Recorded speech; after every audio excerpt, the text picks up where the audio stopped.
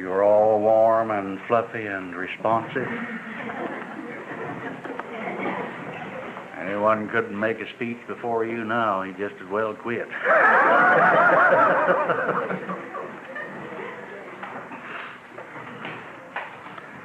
I was reading a book up there before I came down, and I'm not going to quote verbatim, but the book said that the love of God never let anybody down.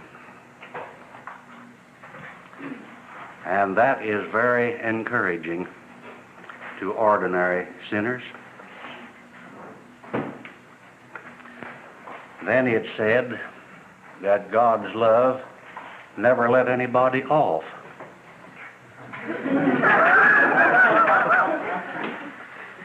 And that is quite discouraging to respectable sinners.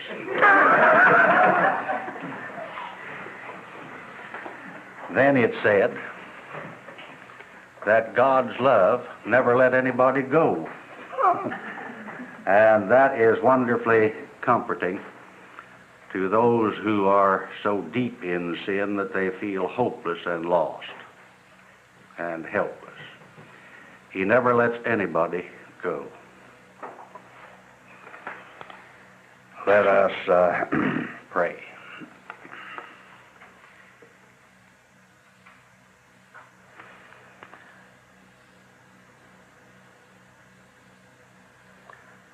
Father, give us courage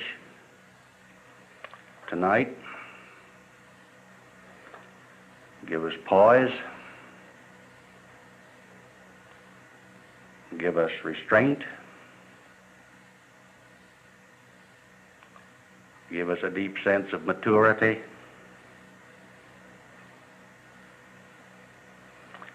And a deep sense of witness. For Jesus' sake, amen.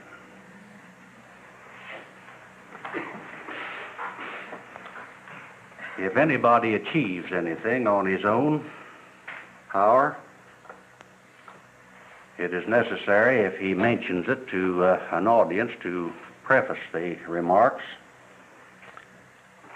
with, ladies and gentlemen, if you will pardon a personal reference.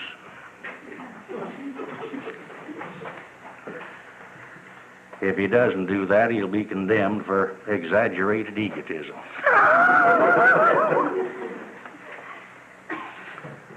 But when he doesn't achieve anything and God achieves it through it, there's no apologies to be offered.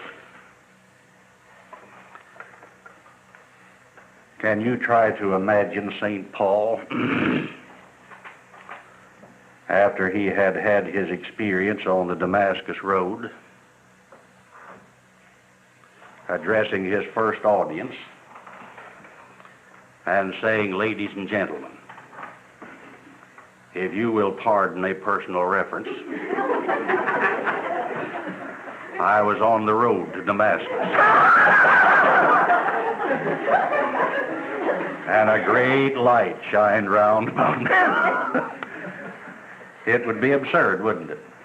No apologies when God does it through us. So there are no apologies for the remarks I'm going to make tonight.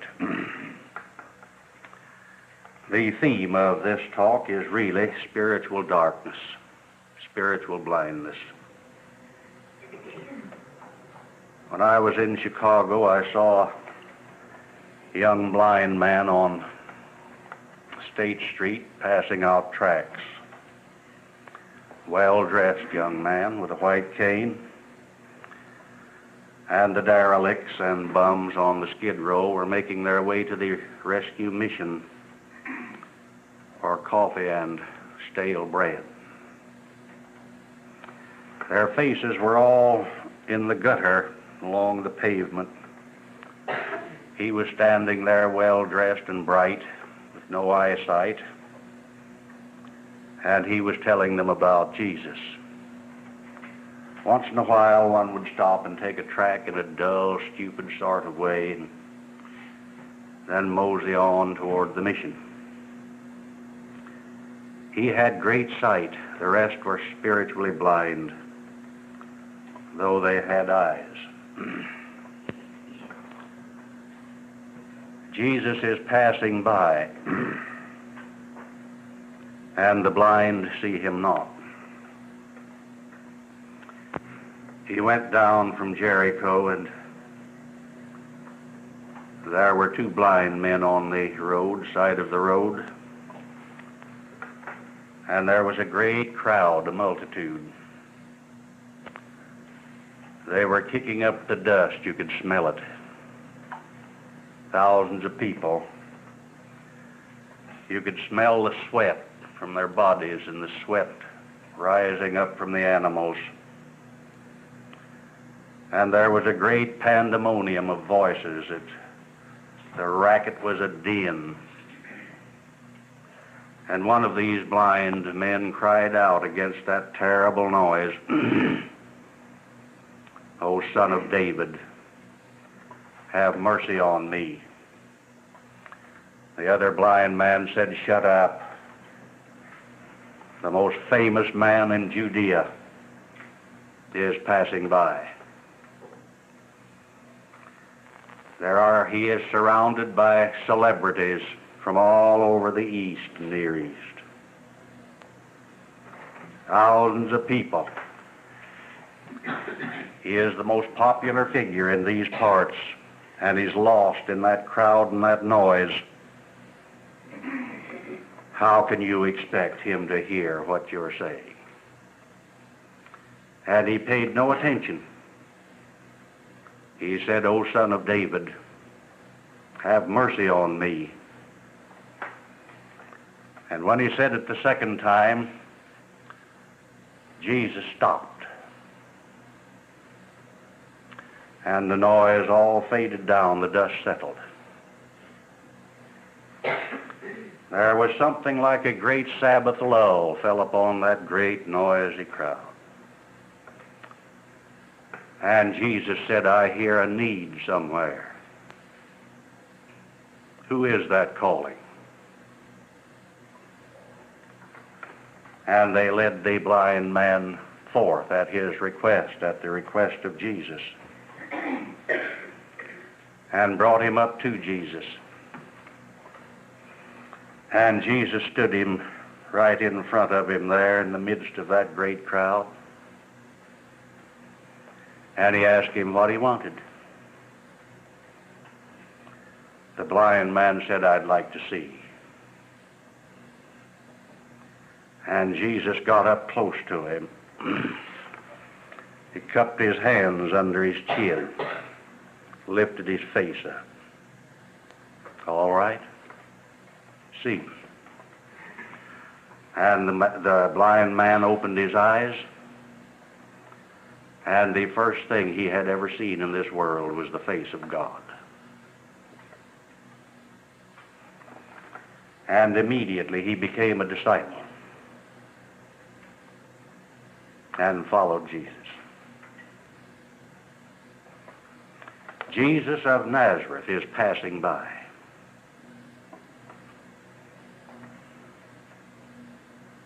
And oddly enough, he may not pass our way again.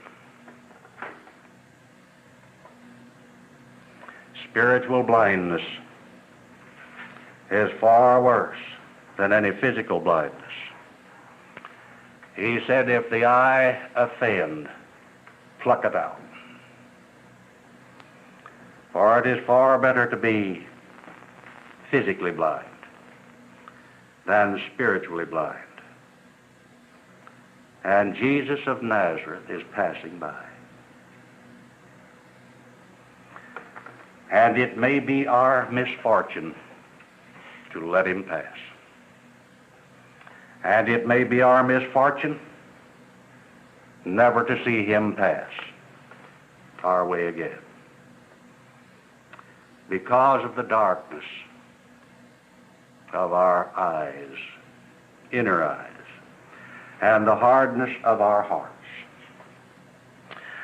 Now I know what spiritual blindness is. If any man on earth knows what it is, I do.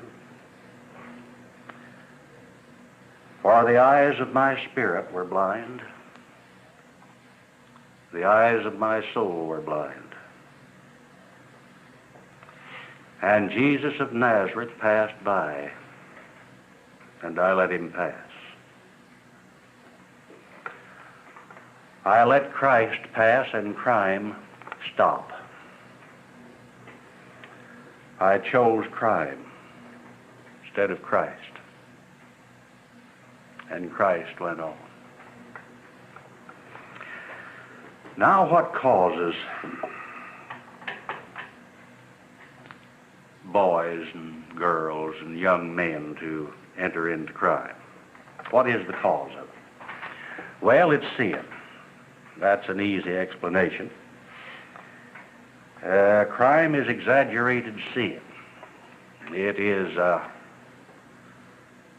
separation from God. That's what crime is.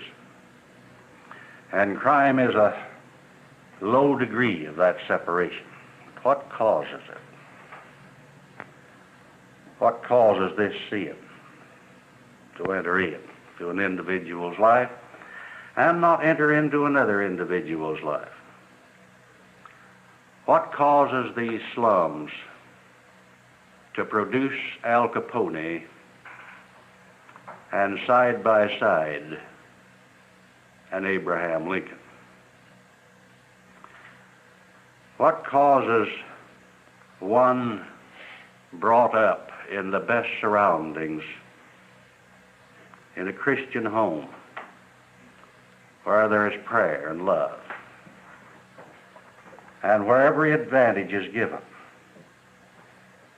and that one turns to crime, while another is brought up in the slums with drunken parents where there's been no prayer, no religion, nothing but sordid degradation, and that one becomes a great leader, a great disciple of Christ, a great servant of God and man. Well, I don't know really what caused me to enter into crime. I have speculated a great deal about it. I did the same thing that my boyfriends did. We all did the same thing. We played hooky, we lied, we cussed, we chewed. We robbed birds' nests and raided orchards and did all those things. But out of it all, I was the only one in my town that went wrong. All the rest made good. Some of them really good from the standpoint of the world. And I went wrong. One of the reasons, I think, and it's only an opinion, because I don't know what the mystery of crime is. In fact, I don't know what it is. And I don't really know what causes it. It may be physical deficiency of some kind. Who knows? It may be glandular. It may be some psychological weakness, some predisposition to something or other. But when I was about 5 years old, my stepmother took me to her church. I was baptized in the Methodist church, went to Sunday school there, and her church was a branch, kind of a carbuncle that had been squeezed off of the main body of Methodism. It's like a boil. And it was a rip-roaring affair. They really got religion there. And the preacher there was about 6 feet 8 or 9 inches. I think he was almost 7 feet tall. So I remember him. His sleeves were too short. He had a swallowtail coat, and the sleeves were short. A pair of black pants, and the pant legs were too short. I remember him vividly. Even to the back of the coat was shiny when he turned and walked up and down. The picture is indelibly impressed upon my mind. He was a strange creature. One of the most curious men I believe I've ever seen. Made a tremendous impression on me. And my teacher had read the story Ichabod Crane to us in school. And it seemed to me that he was Ichabod. He wore a celluloid collar that was yellow with age around the edge, and it was huge like a horse collar. And an enormous Adam's apple went up and down inside that collar. And I tried to draw my stepmother's attention to the Adam's apple, and she grimly hushed me. And he preached on hell. He was a dramatic artist. I've never known anyone before or since who could draw such a vivid picture of hell. He knew so much about it that even in my young mind, I got the impression that he must have been there. Or he could not describe it that way.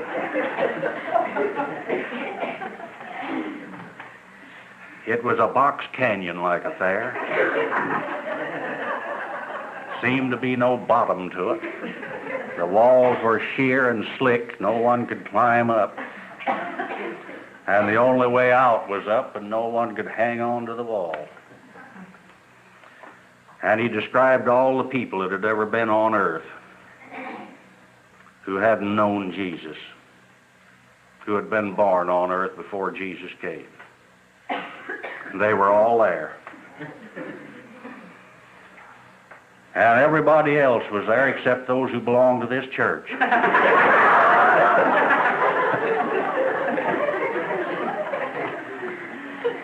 And thinking back on it now, it occurs to me that that church should have been there. It was the most dilapidated affair that anyone ever saw. And they were screeching and screaming. And then he really lit in on sin. He was a hellfire and brimstone man. And he bore down on it. Scared everybody to death in the place, and I went in there without sin, and I came out with nothing but sin. I went in there without fear and came out with 3 phobias. Afraid of the dark, afraid of death, afraid of being locked into a place like that. And in order to get rid of those phobias, about the age of 8 or 9, my personality began to face the things I feared. I was afraid of sin, so I became a complete sinner. Never got rid of sin that way. I was afraid of the dark, so I prowled in the dark, always with one eye open. I was afraid of death, so I was facing death around every corner. The guns of my fellows and the underworld at my back. The hangman's noose here, the electric chair over here, the bullets of the policeman over here, hemmed in by death. I was afraid of being locked in without any possible way to escape, no exit, like those people in that hell. And I was locked in 14 years of my life. No way to get out. Like a rat in a cage. sweating all night in nightmares until I'd go to sleep exhausted. An utter coward, and yet having to conceal that from my compatriots in crime and wear a mask of bravado, unable to share with anybody. Many a night, I had to choke myself to keep from screaming. The fear, cyclones, tornadoes, tidal floods, fire, earthquake, everything else. I would conjure that all up in my mind. And I never got rid of any of those fears. I carried those fears for a quarter of a century through the underworld. And the longer I carried them, the worse they got.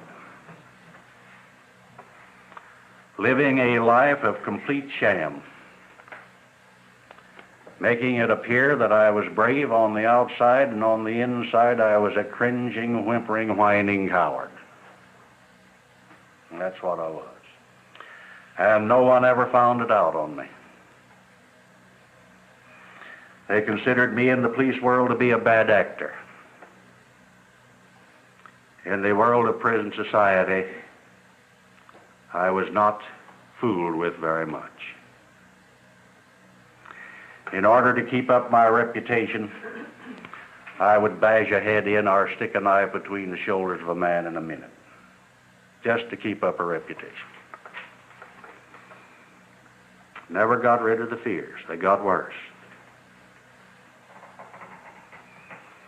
All the time, these 25 long, weary, bleak, and dreary years, my father, who was a devout Methodist, prayed the prayer of the knocking prayer. He knocked. For 25 years, he prayed for me. And every prayer, he said, was disappointed. Every service he rendered me was rewarded with injury. He spent a sizable fortune trying to keep me out of trouble. And I only delivered wounds for his kindness. And all that time, he never breathed a word of criticism. There was never even a thought of condemnation of me. His faith seemed to be strong. His heart was stout. He never judged me, and he didn't advise me. He didn't counsel goodness. The only thing he said was one time, the nearest he came to counseling me, he said, when I was 17, I was converted at the altar in a revival meeting and received a definite call to the ministry and rejected the call. And somehow or other, I have always felt that because I rejected that call, I might have been responsible for your trouble. And I allowed him to take the blame. I didn't try to disillusion him. That supplied me with a very good excuse, a very good alibi. I let him take it. Never any judgment, no condemnation, nothing but prayer and love and faith.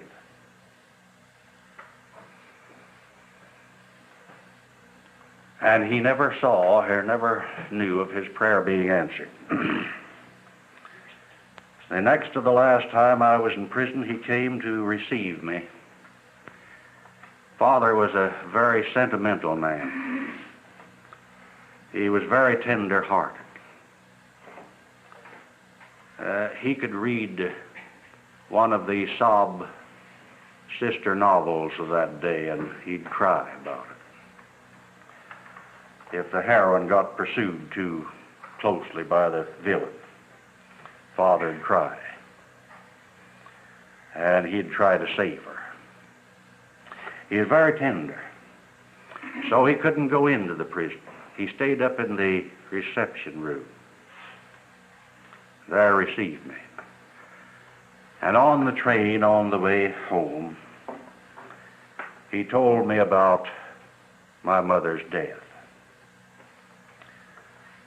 We didn't have Pasteur in those days, and bed fever claimed many mothers. And bed fever claimed my mother at birth, my birth. And he said she thought, he told me what a beautiful character she was. Wonderfully sensitive, he said, to spiritual things. Very devout. Lived a clean, pure life. And he said she felt that her going was destiny. That her light going out was bringing my light in. And he said she felt that there was something for you to do for the Lord. And she made me promise that I would see to it that you had every chance that could be given.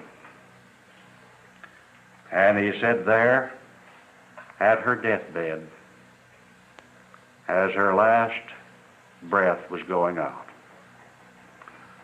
I made that promise that I would do it.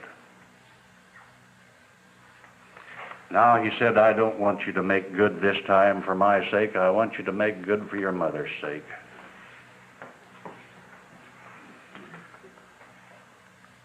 In 2 or 3 days, I was in jail again. And it was for committing one of the cheapest and most tawdry burglaries I'd ever committed. Was caught red-handed in the act, and as soon as he could get there, Father came to see me. He had aged 10 years in a few hours. As he approached the bars, he came around in the outer corridor and stood before my cell, and his shoulders were all broken in, as Christian like that. His chest seemed like it was caved in. He wouldn't look at me, and he couldn't speak. He just put his hands through the bars and held my hands, and his hands were burning hot. I can feel them in my palms today. And it seemed to me as I held them in my cold hands that his hands were withering in mine. His face was a mask of indescribable suffering. And his eyes were actually glazed with pain. I didn't have sense enough to know it. But if I had had one brain cell working, I would have been able to see crucifixion standing before me. And the cross upon which he was crucified was myself. I had finally broken his great stout heart. I had crucified my own father. He couldn't speak. He couldn't trust himself to speak. His eyes just dripped tears, and he suffered. Then he slowly withdrew and went through the brief proceedings of court where I pleaded guilty, sat in the courtroom that was crowded with people who came just to see him suffer. There he sat beside me, under the leveling gaze of this vulgar scrutiny in a public courtroom. People pouring pity upon him and criticism. And he took it. When they were taking me away in handcuffs, handcuffed to the sheriff, he went to the train. And at the train he said, "Son, I won't see you anymore. I am going to be with your mother, and we are going to pray that somehow, some way, in the loving providence of God, we'll meet you over there." My attitude was that of bewilderment. I couldn't imagine a man with as well posted as my father, as well read, as well educated, talking such what to me was nonsense over there. Over where, I thought. To me there was no God. To me, when you were dead, you were dead. To me, a human being was nothing more than any other beast. When you died, you died. And that was the end of you. I had come to the place of complete rejection of any kind of a future life, good, bad, or indifferent. And I was confused by this remark over there. I'm going to be with your mother. To me, she was dead. And when he died, he'd be dead. So I got on the train and saw him no more. He went to a hospital soon after that, and one morning he called for a calendar that was hanging on the wall. The nurse gave it to him, and he wrote his funeral remarks to be read by his lodge.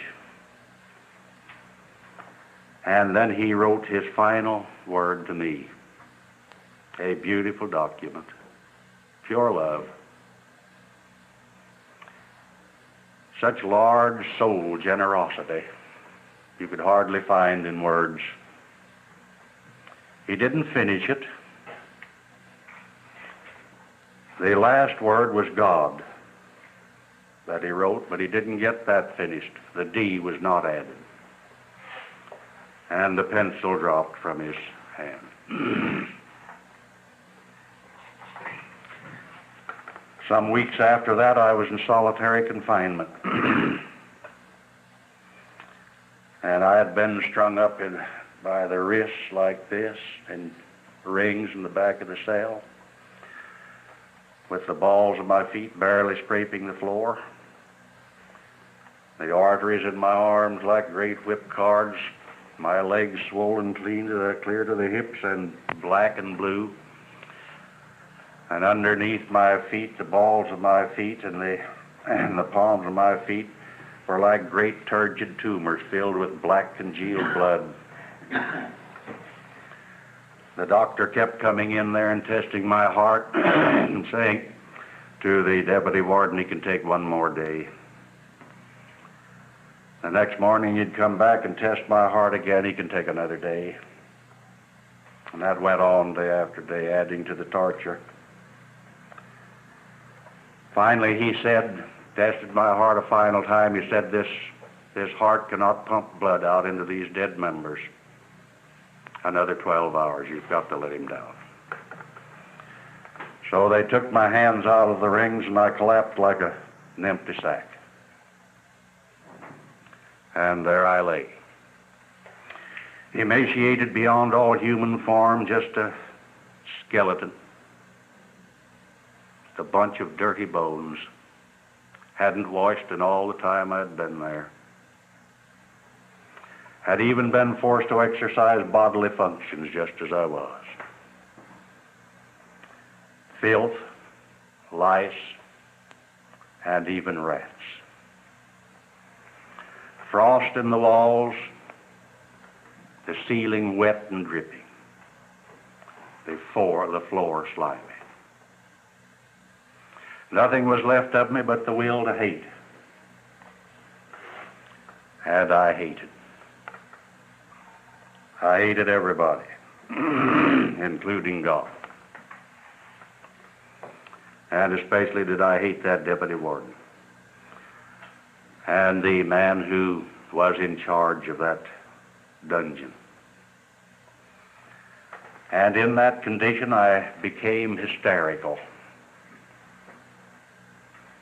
And I began to dream all kinds of dreams. Terrible dreams. Fantastic dreams. Then they'd become a little bit beautiful, and then they'd get grotesque again. And I just wandered off in these dreamy, hysterical states. And the dreams would become kind of beautiful and kind of connected, like a vision. And this kind of inward mental activity went on for a long while. And while it was going on, I became aware, or thought that I became aware, that there was no dungeon there anymore. And it seemed to me that it was a beautiful garden. And I was lying in the grass just having a good time. And it seemed to me that the door was a barred door, and outside a solid wooden door. And it seemed to me that that became a great big rock. And my face was drawn to it, and I saw some activity in the rock. And this activity took form. And then I knew it was a person. And the person pressed through the rock and came over and stood right close to me and above me and looked down and drew my skeleton face with their empty black sockets up to his eyes. I looked. And I looked into his eyes and read the secret of salvation. The only secret of salvation. It was an unimaginable compassion. I knew my father was a Christ-like man. For Jesus appeared to me in presence without condemnation, without criticism, without judgment. He spoke no word. He merely baptized me with compassion. And in a moment's time, what society had been trying to do for a quarter of a century and couldn't do through punishment, which had only made me worse and more bitter, Jesus did in the twinkle of an eye. Every fear vanished.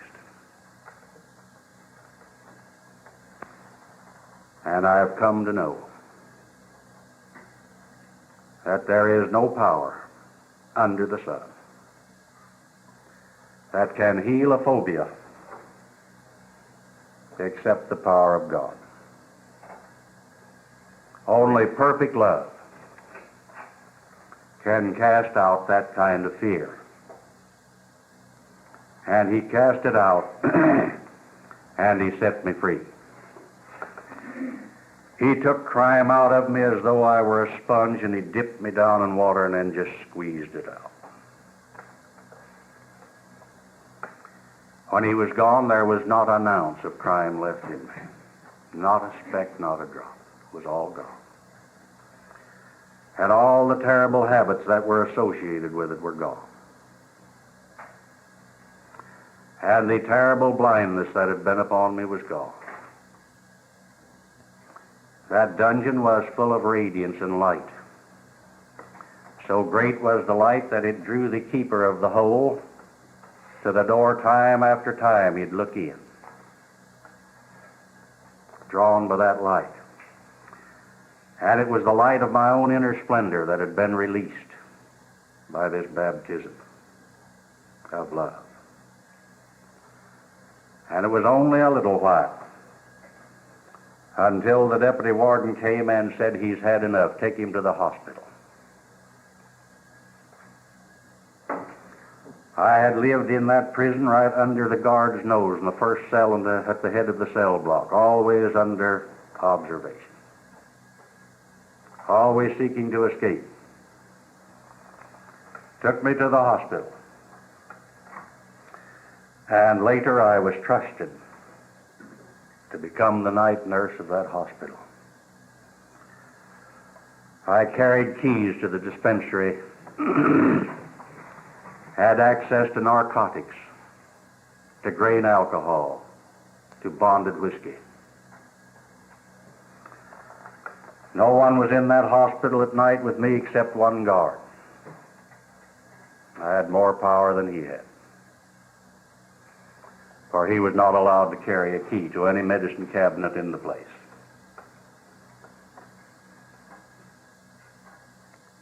The state surgeon who came always operated with me in the room.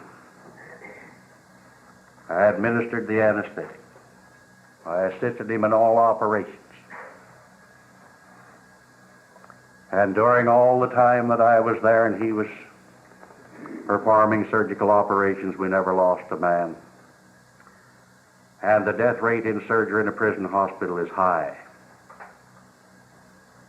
because the aftercare is often very careless. There was one man who brought over from the solitary confinement with locked bowels and peritonitis. I'm eating the bread over there. And the surgeon took his temperature and examined him and said, "He has pneumonia. We can't operate. We must let him die." And I said, "Isn't there any other kind of anesthetic?" And we used ether. He said, "There is a new anesthetic out, sodium amytal. It was just then being used." And he said, "I think I can get it in the town down here." But he said, even at that, he has only one chance in a million to live with peritonitis. I said, "Doctor, take that one chance."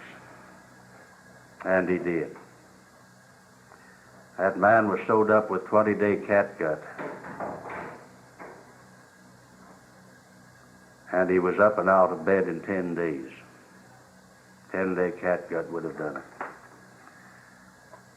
And in performing that operation, while he performed the operation, all this inflammation in there was so, this poison all over there, that area. And I just prayed silently and watched the surgeon's hands. And it seemed to me, as he was operating, that the hands of Jesus were superimposed upon his hands, and they just operated with perfect precision. Perfect. I had never seen such poise in a man. His face was lighted. His concentration was just perfect. And when he got through, he did something he had never done before. He turned with his hands, the rubber gloves on, started to the washroom, changed his mind, went out and got on the elevator with these gloves. He'd just finished operating, and went down and hid himself in the physician's office. I don't know what he did, but he was in a strange overshadowing. All sorts of things like that happened after that experience. I kept notes on 3 diaries while I worked in that hospital. 2 of them have been published. One is called the way of holy affection, the other through valleys to victories, which tell of some of the experiences that went on in that hospital, how men were loved into health, how enemies were wooed out of enmity, and one of the most miraculous transformations of character took place in there under love. An old friend of mine in the underworld who turned against me when this religious experience came, called it a sham, called me a weakling, said I didn't get religion, I just went yellow.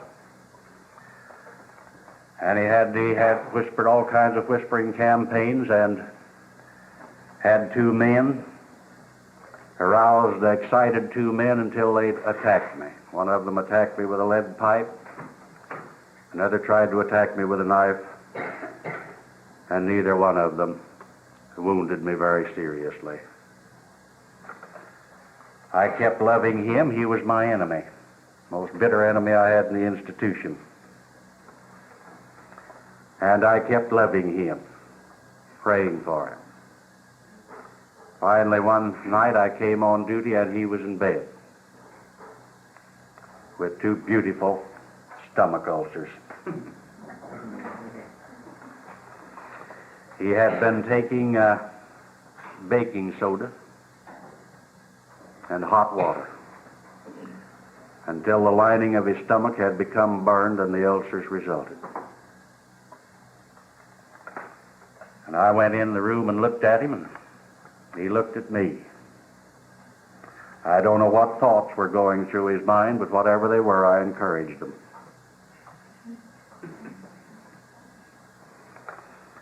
I intimated that there was a little black bottle and that the death certificates that were issued there were issued on very flimsy evidence. I said, even I can pronounce a patient dead here. There's never any investigation, I told him. They go from here to the ice house, and that's it. I don't know what he was thinking, but this I do believe that he was thinking, well, this fellow better have a religious experience.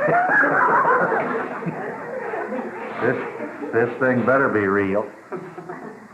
And I let him stew and kept praying and loving him. One night he called me and he said, somehow or other, he said, I get the notion you're genuine. I don't know how I get it, but it seems I've been watching you, and it seems to me that you're real. But it's hard for me to believe. I thought, well, that's a little repentance. Another night he called me and he said, you were empty inside, weren't you? I said, yes. And cold? I said, yes. He said, you didn't have any soul, did you? I said, no. He said, I'm like ice inside. I said, yes, I know. I know exactly what it is. And it's an awful feeling. And I left him. Another night he called and he said, if this could happen to you, why couldn't it happen to me? I said, it can. He said, would you let me talk to you? He said, you know, I've never been sentimental. Crime has been my life. I said, yes, you can talk. And he told me the story of his background. He had been converted and called to the ministry as a boy. Went to high school with his mind aimed at that profession. Went to college with that in view, finished his work in seminary, and became a preacher. The faith that he had when he was converted, a primitive faith, unspoiled, unspotted faith, he began to lose the last year in high school. When he got into college, his faith began to be corroded by his studies of science and philosophy, until eventually there wasn't anything left. He read and studied his faith away. So he had a beautiful system of theology without any power. He had neither love nor faith. He said that he was a very capable preacher, had a large congregation, and preached to a full sanctuary every Sunday. And he said he'd stand at the door and shake hands with the flock as they came out, and they would always say, "Your sermon impressed my mind greatly today." And he said once in a while I would ache and wonder if one would ever say, "You moved my heart today." But he moved no man's heart, and he didn't save a soul. Not a single soul was brought into the kingdom out of his ministry. He became nervous, defeated, and self-condemning. He knew that he was standing in the robes of hypocrisy, preaching in a respectable conventional church to the already saved, or who thought they were. And he was doing nothing, actually, for God. He became increasingly nervous and irritable. He had married and began to take his nerves out on his wife. He became a confirmed nagger and an alibi buck passer, blaming her for everything. And yet, because of his profession, his position, he wouldn't get a divorce. Wouldn't let her get one. She finally got so fed up and so defeated herself with this kind of life, living with him in torment, that she took sick with some minor little ailment of some kind, and without the will to live, died on his hands. He went into a nervous breakdown, and he knew that he had killed her just as though he had driven a dagger into her heart. And when he came out of that, he was absolutely disgusted with the ministry and with religion. He went into selling, from selling to drinking, from drinking to gambling, and from gambling to forging. And at this time, he was serving his third hitch on a forgery charge. He told me the story. I listened. He was repenting. He wouldn't say that he was, but he was. He was confessing to God. I was just an instrument there, an object. But he was pouring this out to God. Then one night he called me and he asked me if I would pray for him. I told him that I didn't know much about prayer, that the type of praying that I did was more meditation than prayer, but that I'd be glad to do the best I could. I'd talk to the Lord about him if he wanted me to. And he said, "I want you to."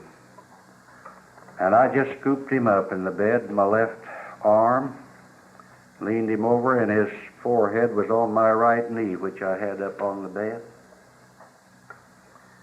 And then I put the left hand at the back of his head, and my right hand over his stomach and those ulcers. And I said, Jesus, this is all I know to do. This is as far as I can go. This man needs help. He's asked for it. And the only thing I can say is, help him. This hand grew red hot. This one grew red hot. Pretty soon his neck, I thought he'd died. His neck twisted. His head went over like that on my knee. His body was as limp as a rag, and I let him down on the pillow and pulled the covers over him, and he was sound asleep. The first sleep that man had had in years. I watched him all night, and he just stayed in that one place and slept and slept and slept. Next morning I went off duty at 6 o'clock and stayed on till 7, and then stayed on to 8. And he was still in that position. I went on to bed at 8. I came back on the ward about 4 o'clock to look after him, and the day nurse said that he woke at 10 o'clock. His ulcers were gone. He was absolutely healed of spiritual blindness.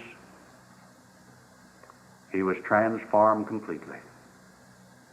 He was a new creature in Christ.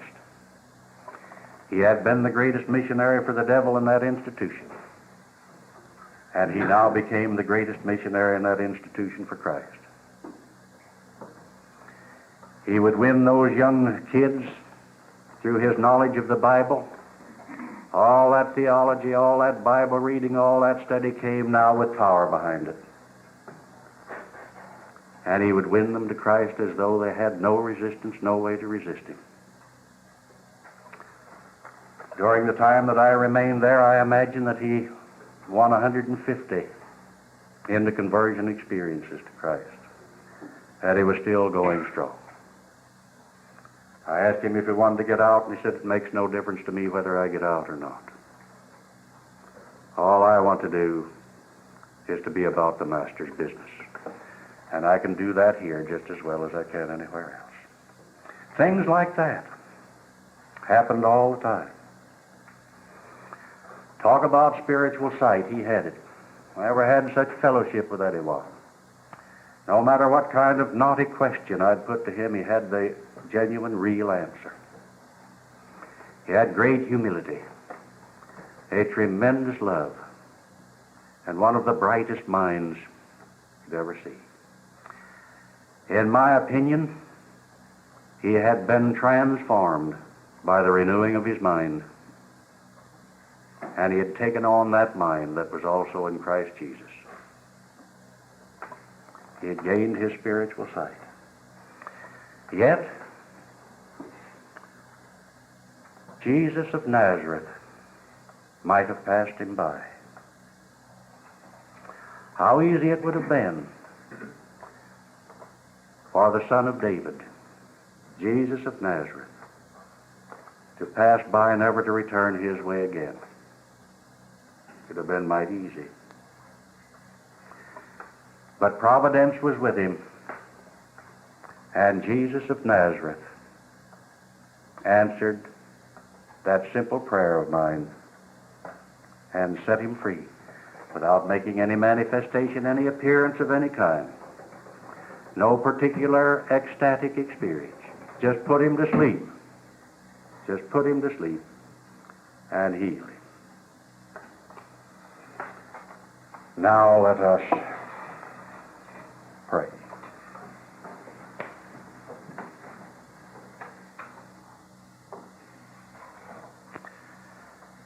Jesus of Nazareth is passing by.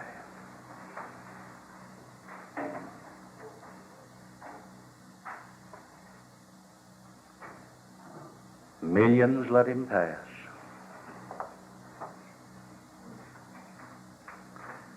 Spiritual blindness is rampant.